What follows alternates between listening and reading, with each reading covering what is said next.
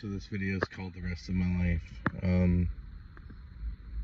So obviously, based on my call with this guy, I think this issue's done. I think I'm not going to have any further trouble. But where does that leave me? I'm homeless in my car. I have a 2-year gap in my employment history. Probably can't get another IT job with that. I have to go back to the hospital. That's the first thing I have to do, but I'm afraid to go alone. I'm going to see what I can do about that. I need to get the results of these tests. But I am prepared for the worst case scenario. I'm going to tie this back into the previous issue.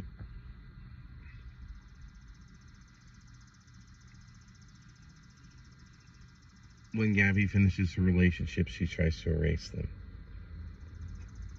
And there are a lot of people who like to shit talk their exes.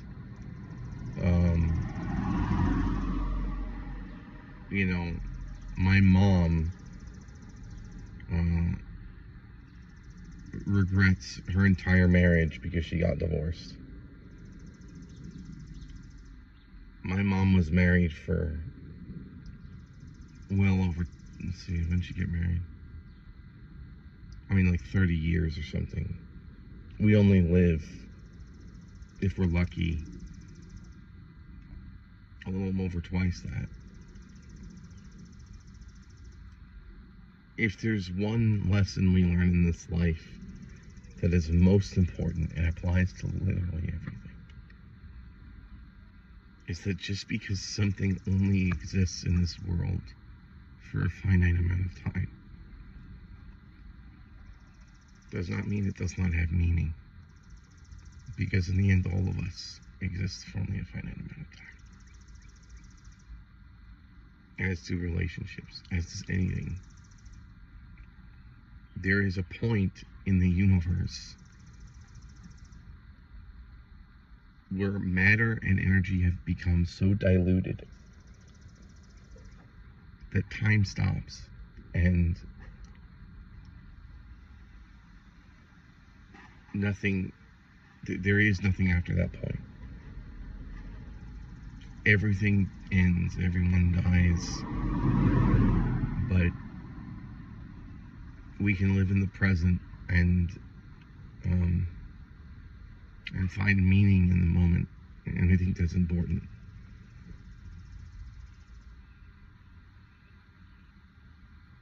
Throughout this process, I had made decisions under the understanding that I was going to die. When I thought I was up against the cartel, I made the decision to die to save Gabby.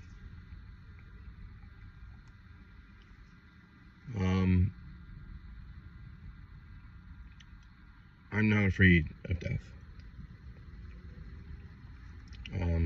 And actually, I want to talk about the circumstances where I stopped fearing death. When I was 35, I had to have upper and lower GI. Now, I have sleep apnea, which means that if I fall asleep laying down, I will suffocate and die unless that lack of oxygen wakes me up, which is why I normally sleep with a CPAP machine. So basically, they were getting ready to do the procedure, and they had the IV in me, and I didn't understand how anesthesia works.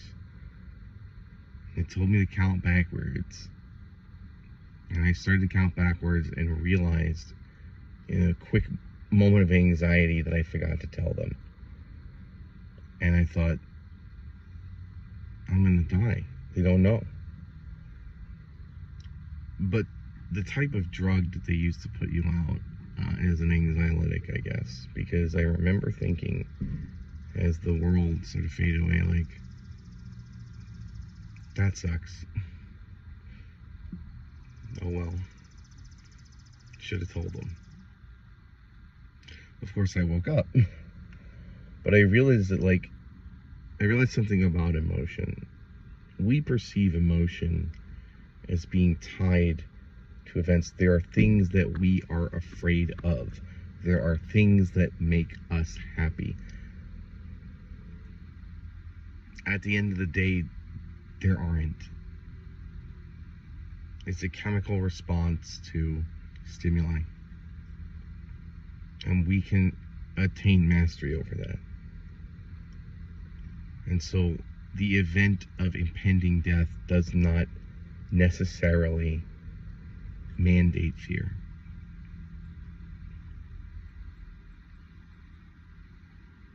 And it gave me a great understanding.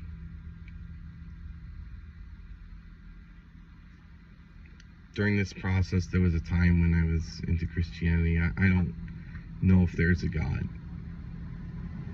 But I can tell you that there is a lot of instances in this situation where I should have died and didn't. When the person came for me in the hotel, I was out vaping.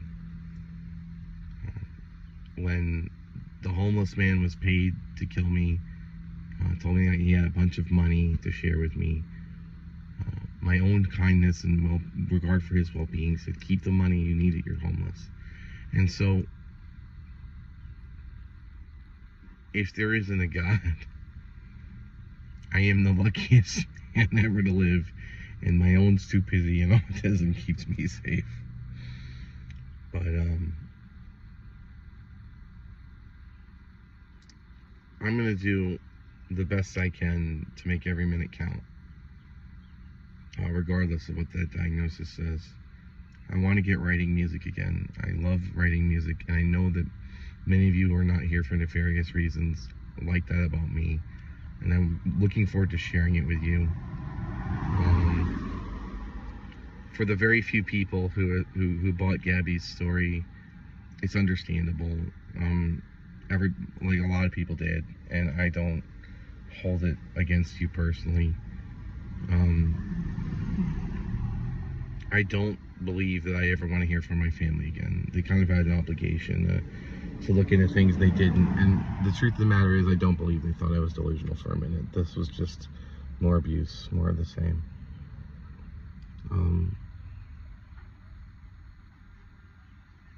I also want to talk about narcissists one more time. This is that moment that all of you look forward to when dealing with a narcissist, when you say, finally, they'll understand what they've done. They'll feel bad about it, and they'll understand what they did to you. They'll feel remorse, and they'll want to reach out, and you'll have that common ground finally. I promise you, I swear to you, that at this very moment, my brother is reinventing the narrative as to why he's a victim and I'm crazy, whatever he wants to do. My brother, in shackles in a jail cell, will maintain his innocence. They can't do it. They can't come to terms with what they do. They need to find an external source of blame. And the best you can do if you find yourself in the presence of one of these people is to make sure they can't find you, to make sure they can't use you as their surrogate for a conscience. There is no healthy level of interaction you can have with them. They are not lost causes. They deserve a modicum of respect, and they deserve to live out their lives in whatever way they can without hurting people. But you have to be careful about how you interact with them, because they are devastating forces of destruction and must be partitioned from society in a way that they cannot hurt people. What does that mean? Some of them, you can stay away from them. Some of them have a need to hurt so much, like my brother, that they probably need to be forcibly removed from society. And so that's what I'm working on. But it is not the focus. The focus for me is to try to build something again in my life. Depending on what that diagnosis says, my goals will be different levels. Obviously, I'm not going to worry about building a retirement nest egg if I'm going to die. But I want to get to a level of self-sufficiency again, which is something people said I'd never be able to do, and I did more than that. And when I look back, I know that I have lived an incredible life. There are stories that people know about me that are true, that are just insane. No one can say I was bored while I was here.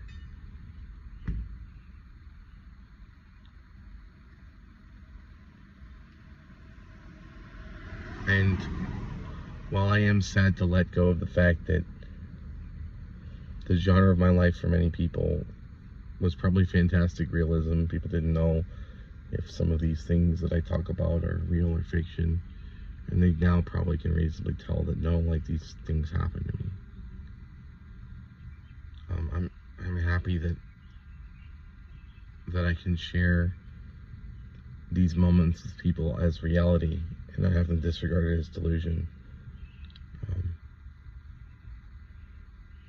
And so I might work on a book. I don't know. I will tell you that I am a happy person despite all this.